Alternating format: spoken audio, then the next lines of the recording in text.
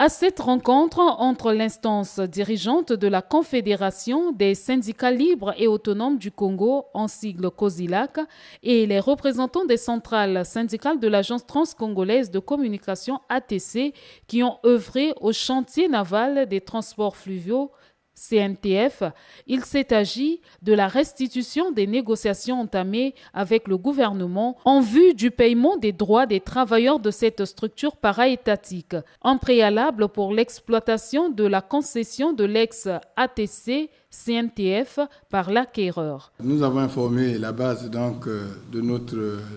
CNTF de l'accord de principe que nous avons eu avec le gouvernement sur l'ouverture des négociations.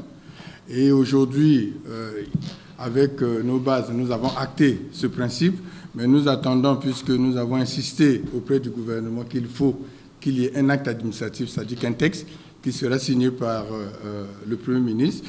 Donc nous attendons ce texte. Mais il faut dire tout simplement que si aujourd'hui les informations qui nous remontent, c'est que si on veut installer l'entreprise de l'acquéreur mardi, nous sommes clairs sur nos positions. Les syndicats, quand on entame les négociations, on garde les positions jusqu'à la fin des négociations. En proie à des difficultés socio-professionnelles, depuis plus de 20 ans, les travailleurs de l'Agence transcongolaise de communication évoluant au chantier naval des transports fluviaux ne jurent que par le paiement de leurs droits par l'État.